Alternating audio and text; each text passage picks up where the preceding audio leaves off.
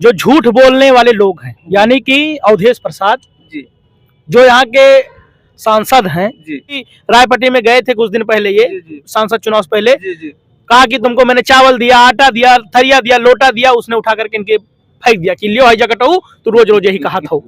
ये उस महिला का कहना था, हमारा नहीं। इन्होंने हमारे समाज के 3 नौजवानों पर हरिजन एक्ट फर्जी रूप से लगवाने का काम किया। इस तरह के तमाम ऐसे कृत्य इनके रहे जिसकी वजह से हम लोगों ने इनका साथ छोड़ने का काम किया। एक आपकी ऑडियो वायरल हुई थी जिसमें जो है सुबह सपा के प्रमुख जो है ओम प्रकाश राजभर जी आपसे बात करते हुए सुनाई दिए, मुझे लगा कि वही थे। क्या है उसका, क्या पूरा मामला है, बताएं।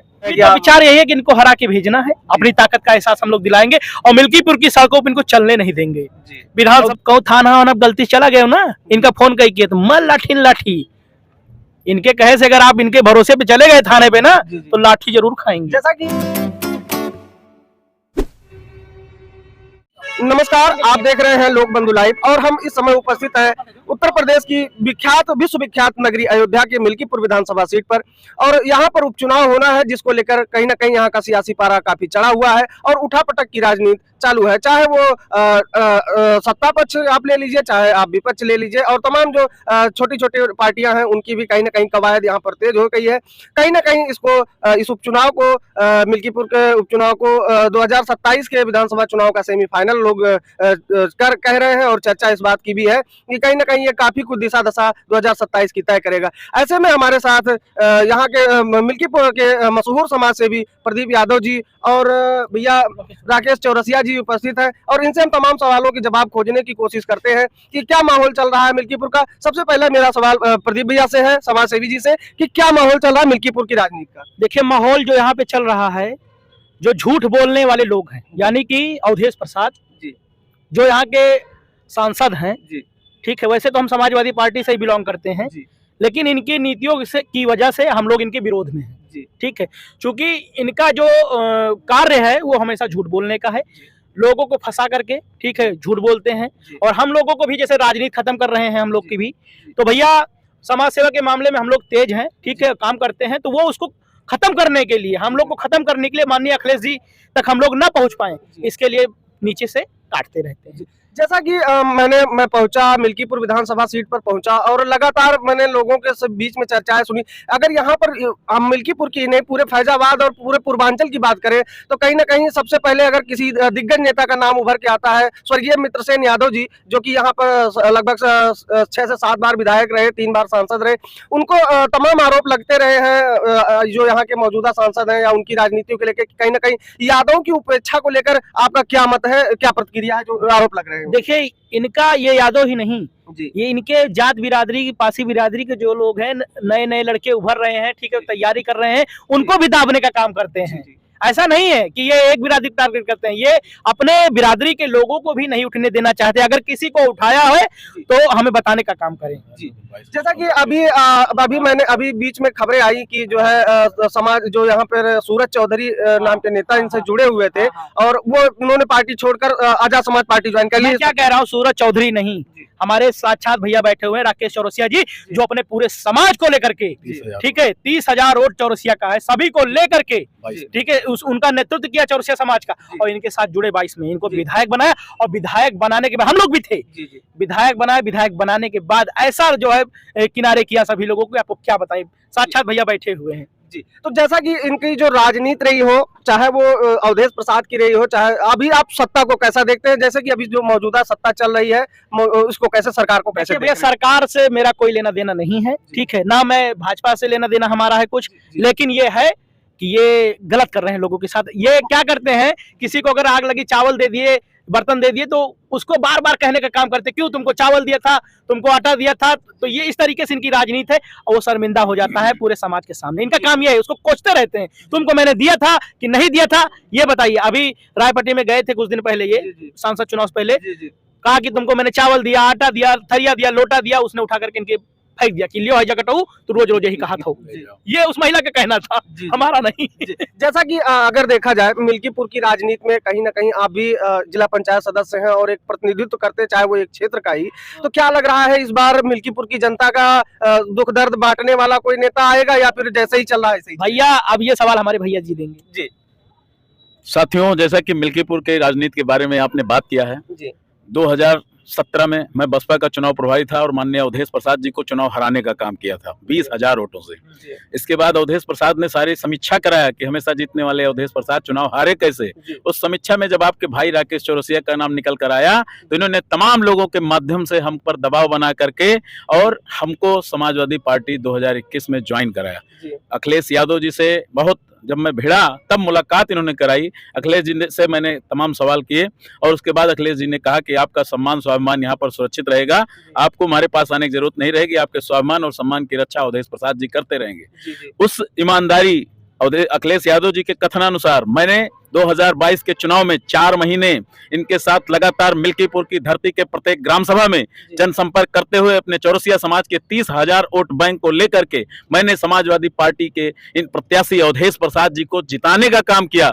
मात्र 13,000 वोट से जीते थे, जिसमें राकेश चौरसिया की बहुत बड़ी भूमिका थी। यह मेरा कहना नहीं, मिल्कीपुर के आवाम के तमाम नेताओं से पूछ लिया जाए तो ये बात निकल कर आती है। और इसी के क्रम में अवधेश प्रसाद को जब ये लगने लगा कि हम लोग लीडरशिप में आगे बढ़ रहे हैं, अखिलेश यादव जी हम लोग सम्मान देना शुरू कर दिए हैं, तो इन्होंने हम लोगों को अवॉइड करना शुरू किया। हम लोगों को किसी भी प्रकार से आगे बढ़ने ना पावे, इसके लिए तमाम ऐसे कार्य किए जिसकी वजह से मैंने इनका साथ छोड़ने का काम किया। इन्होंने हमारे समाज के 3 नौजवानों पर हरिजन एक्ट फर्जी रूप से लगवाने का काम किया। इस तरह के तमाम ऐसे कृत्य इनके रहे जिसकी वजह से हम लोगों ने इनका साथ छोड़ने का काम किया। और लोकसभा के चुनाव के 1 माह पहले हमने भारतीय जनता पार्टी ज्वाइन करके माननीय सांसद जी के लिए प्रचार प्रसार शुरू किया।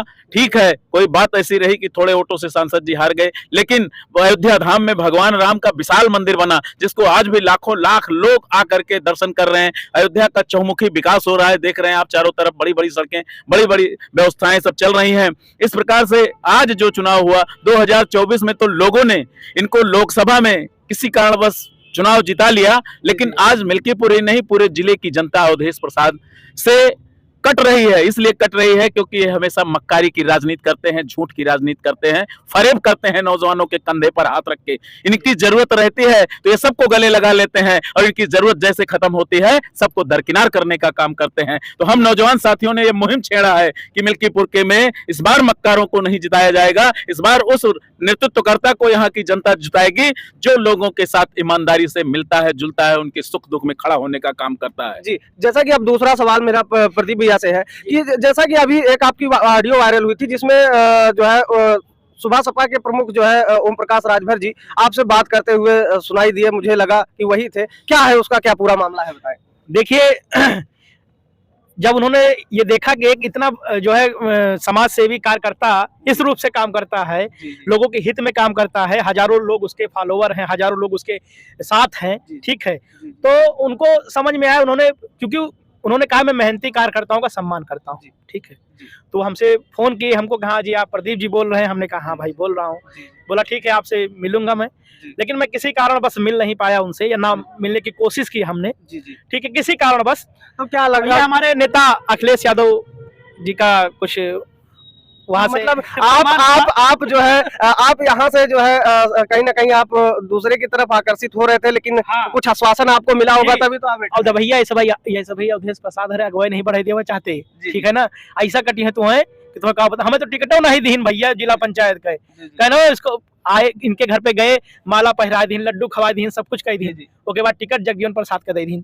जैसा कि मैंने देखा, मैंने अध्ययन किया, मैंने इस बारे में जाना, आप 2022 और लोकसभा के चुनाव में आप कहीं ना कहीं अवधेश प्रसाद के साथ में दिखे। ऐसा क्या हो गया कि आप जो है एक बार भैया आप भी खूब बताओ, मक्कारी की हमारे साथ इतनी गाड़ी लेके यहाँ सब गए, और हमारे जिला पंचायत में कार्यक्रम लगा था माननीय अखिलेश यादव जी का, और हमारे नाम कार्ड दिए, ठीक है, 250-300 लोग के साथ में गया था कि भी हम मंच पे रहेंगे, हमारे लोग भी देखेंगे, और ऐसे में इन्होंने हमारा नाम कटवा दिया वहां से, ठीक है। तो ऐसा नहीं चलेगा, अगर मक्कारी करोगे तो मक्कारी हम लोग भी करेंगे, फुल करेंगे। तो क्या अभी आगे आपका क्या विचार है? क्या विचार यही है कि इनको हरा के भेजना है, अपनी ताकत का एहसास हम लोग दिलाएंगे, और मिल्कीपुर की सड़कों पर इनको चलने नहीं देंगे।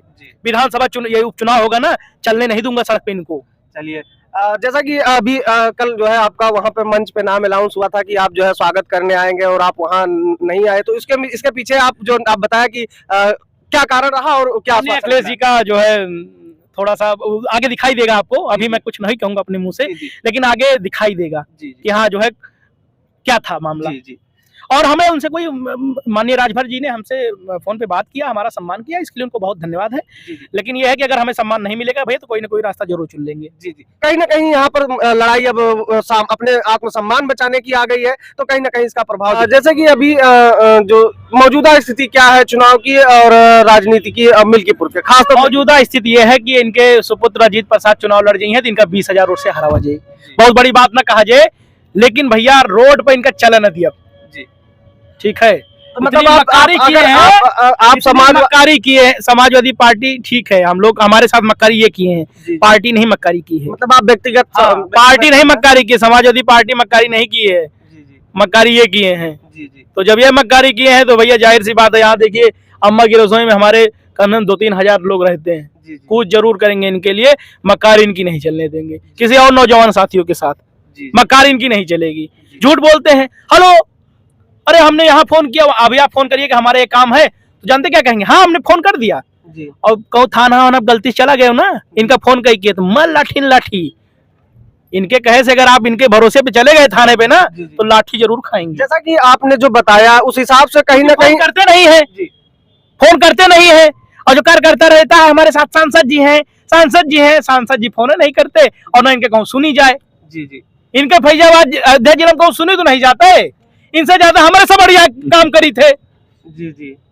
तो जैसा कि आपने बताया उस हिसाब से, उस लिहाज से अगर देखा जाए तो कहीं ना कहीं ये समाजवादी पार्टी के मतलब जो फैसला लिया गया है इनको, इनके पुत्र को चुनाव लड़ाने के लिए, कहीं ना कहीं वो गलत। अगर टिकटिया बदल दी है तो चुनाव अलग रहेगा जी, ठीक है, टिकट बदल देंगे तो जो हम लोग इधर उधर हो रहे हैं जी, फिर थोड़ा सा नहीं होंगे जी। और वैसे तो हमारा अभी जो मतलब समझ लीजिए कि हम लोग का सभी का जो एक विचार है वो गोरखनाथ बाबा को लड़ाने का है जी। अच्छे व्यक्ति हैं, ठीक है, तो उनसे जुड़े हुए भैया, इनका टिकट तो ऐसे कट नहीं पाएगा क्योंकि भाई बड़का नेता है, तो टिकट नहीं कट पाएगा तो इनको हरा के भेजा जाएगा जी, साफ सीधी बात है। चलिए, तो जैसा कि हमारे साथ प्रदीप यादव जी जुड़े और भाई राकेश चौरसिया जी जुड़े, एडवोकेट साहब, इन्होंने अपनी बातों को प्रमुखता से रखा और तमाम जो हमारे सवाल थे, चाहे वो हमारे क्या सवाल थे, वो मिल्कीपुर की जनता के सवाल थे और उन्होंने बहुत प्रखरता से उसको जो है जवाब दिया